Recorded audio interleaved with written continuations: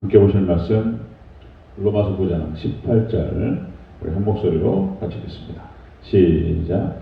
그런즉 하나님께서 하고자 하시는 자를 긍휼히 여기시고 하고자 하시는 자를 완악하게 하시느니라. 아멘. 네, 감사합니다. 오직 예수님, 네, 예수님의 은혜와 평강이 넘치시기를 축원합니다. 아멘. 오늘 함께 읽으신 로마서 9장 18절 말씀을 토대로 하나님의 주권과 인간의 책임 이해라는 제목으로 말씀 받겠습니다. 하나님의 주권과 인간의 책임 이해. 우리가 지난 시간에 바로를 세운 목적 그랬죠. 바로는 악한 자를 대표하죠. 악한 자. 이 땅에 하나님께서 악한 자를 두신 목적이 무엇인가? 악한 자를 세운 목적. 첫째가 하나님의 뜻을 나타내기 위함이다. 그랬습니다. 그리고 두 번째, 하나님의 능력을 보이기 위함이다. 그리고 세 번째, 하나님의 이름이 온 땅에 전파되기 위함이다. 이렇게 말씀을 우리가 나눴습니다. 믿지 않는 자들, 그리고 특별히 자유주의자들, 성경 말씀 안에서 어떤 모순들을 찾아내고 자신들의 불신앙에 대해서, 자신이 믿지 않는 그 이유에 대해서 말씀을 통해서 이제 나름대로 그 이유를 찾고 증명하기 위해서 애를 쓰는 자들이 바로 자유주의자들이죠. 자유주의자뿐만 아니라 우리 기존에 있는 성도들도 그런 경향이 있습니다. 그러니까 어떤 이런 의문점이죠. 질문이 있는데요. 그게 뭐냐면 하나님께서 누구는 선택하시고 누구는 버리시는가? 하나님께서는 공평하신가? 과연 하나님께서는 사랑의 하나님이신가? 이런 거예요. 그전에도 제가 한번 말씀드린 것 같은데, 제가 이제 학생회 중등부 2학년 때,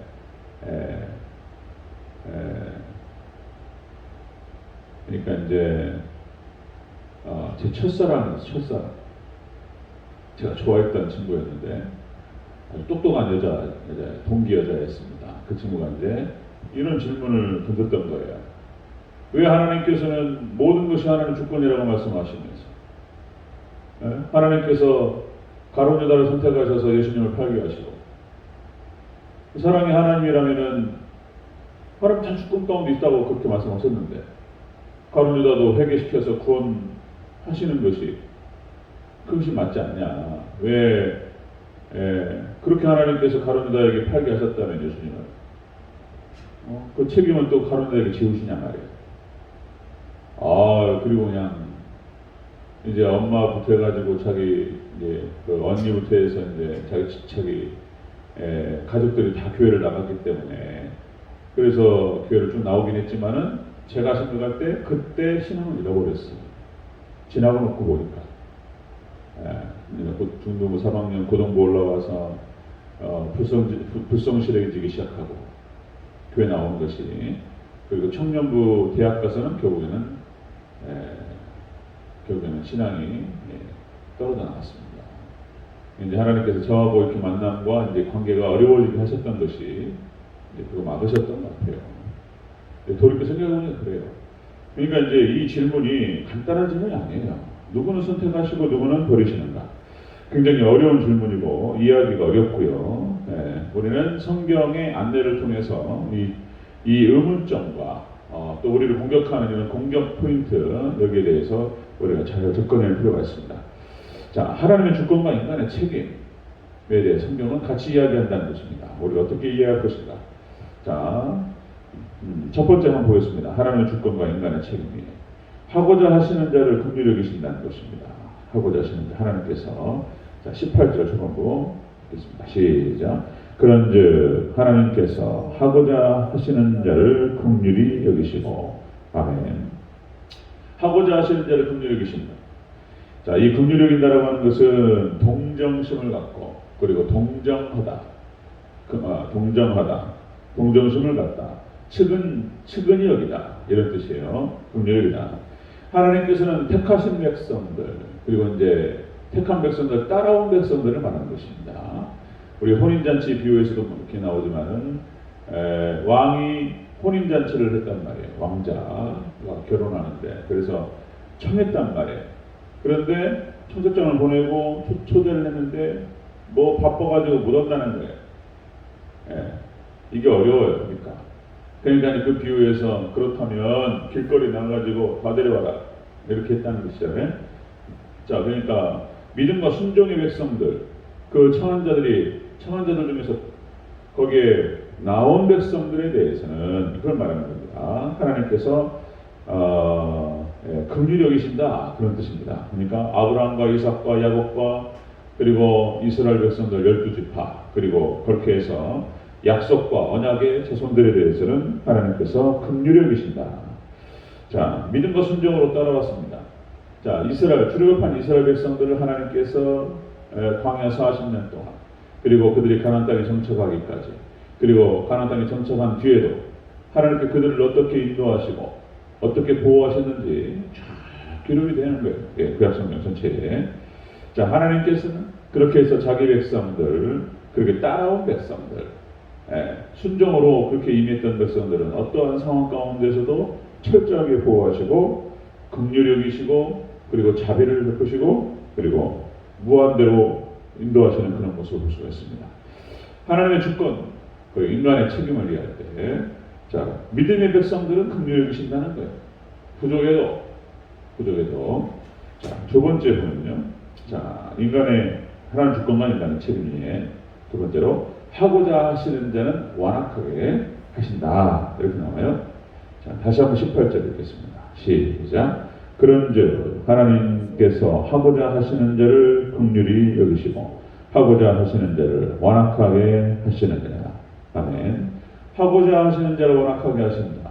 자, 이 말은 어떤 뜻이냐면 악을 고집하는 자는 내버려 두신다. 이런 뜻입니다. 악을 고집하는 자는 내버려 두신다. 이 완악하게 하는 것은 굳어주셨어요. 굳어주시고 뻣뻣하시는 거예요. 완악하게 하신다. 자, 바로를 완악하게 하신 것. 바로가 악을 고집하게 되고 그리고 철저히 하나님을 대적하게 되고 대항하게 되고 이렇게 한 것은 하나님께서 하신다. 여기서 하나님께 그렇게 만드신 게 아니라고 그랬습니다. 하나님께 그렇게 만드신 것이 아니고 그 애굽의 바로가 악을 좋아하고 그렇게 해서 하나님을 대항하고 10번을 얘기했다니까요. 10번을 뒤집어요. 바로가.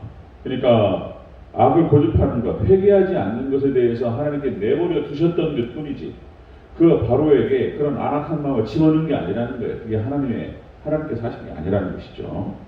자, 노아의 홍수 심판 몇 년 기다렸다고요? 1000년을 기다렸다고. 1000년.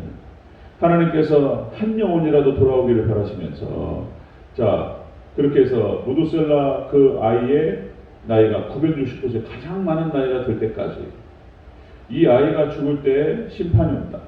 무두셀라 이름의 뜻이 하나님 1000년을 기다리시면서 하나님께서 그 나이 안에 하나님의 사랑과 긍휼과 자비가 있는 거예요. 1000년을 기다리셨다. 자, 소돔과 고모라 심판도 마찬가지였습니다. 10명이었어요. 의인이 10명이. 50명에서 10명까지 떨어졌어요. 아브라함이 어떻게든 조카 롯을 구해보려고 50명에서 10명으로 떨어지는데 그게 없었다는 거예요. 자, 데살로니가 후서 2장 10절 12절에서 이런 말씀이 나오죠. 이러므로 하나님이 유혹을 저희 가운데 역사하게 하사 거짓 것을 믿게 하심은 진리를 믿지 않고 불의를 좋아하는 모든 자로 하여금 심판받게 하려 하십니다. 그러니까 미혹을 믿게 하셨던 것들 내버려 둔 것이에요. 그냥 내버려 뒀어요. 그래서 자, 예수님 그러니까 진리를 믿지 않고 불의를 좋아하는 자들, 죄악을 고집하는 자들을 심판받게 하시기 위해서 그렇게 하셨다는 것입니다. 하나님께서 아담과 하와에게 불신앙을 집어넣은 게 아니에요. 그죠? 그들이 교만했고 하나님처럼 되고자 했고 그리고 하나님 말씀을 불순종했다는 것입니다. 거기에 대해 책임을 지는 거예요. 자기가 책임을 지는 것입니다. 구약 성경에 나타나는 수많은 적그리스도 국가들 철저히 하나님을 거부하고 하나님을 대적하고 애굽, 아수르, 바벨론, 메데파사, 헬라, 로마 다 그런 것이죠. 악한 자들. 가룟 유다도 마찬가지였습니다. 가룟 유다도 3년을 예수님을 따라다녔어요. 예수님이 3년을 데리고 다니시면서 말씀하셨어요. 자, 그쯤 그리고 또 십자가 예수님을 팔기 직전에 예수님 또 힌트를 주셨어요. 이 그릇에 손을 함께 넣는 자가 바로 그입니다. 가룟유다. 예수님께서 아신다는 것을 가룟유다도 알았어요. 자, 유대인들 철저히 예수님을 거부했고 악을 고집했습니다. 자신들이 책임을 지는 거예요. 자신들이 하나님을 원망할 수가 없다는 것입니다. 자, 우리가 하나님의 주권과 인간의 책임을 잘 이해해야 된다는 것입니다. 자, 그렇게 해서 청함을 받은 자, 거기에 따라오고 순응했던 믿음의 백성들은 끝까지 긍휼히 여기시고 하나님께서 구원으로 이끄실 줄로 믿습니다. 그렇게 하신다는 거예요. 그리고 두 번째, 악을 고집하는 자는 내버려 두신다 하는 것입니다. 자, 그렇게 하나님께서 역사하신다. 이 로마서 9장이 하나님의 선택의 문제, 주권과 선택의 문제, 이게 주제입니다. 이게 주제. 우리가 잘 이해해야 됩니다. 이거는 다 우리가 완벽하게 설명할 수 없어요. 그래서 이 또한 우리가 고린도전서 13장에 나타나는 하나님의 사랑, 그죠? 그래서 지금은 거울을 보는 것처럼 희미하다는 것입니다. 예수님께서 재림하시고 온전한 것이 올 때 부분적인 것이 패하고 우리가 온전히 보게 될 줄로 믿습니다. 그래서 창세기 요한계시록과 66권 성경 안에서 다 담아낼 수가 없었어요. 이 정도 얘기를 하는 것입니다. 그래서 우리가 지금은 희미하지만 믿음으로 우리가 이것을 수납하고 우리가 온전하게 될 때까지, 구원이 완성될 때까지 믿음으로 오직 삼위일체 하나님만 바라보는 저와 여러분 되시기를 주님으로 축원합니다. 아멘. 기도하겠습니다.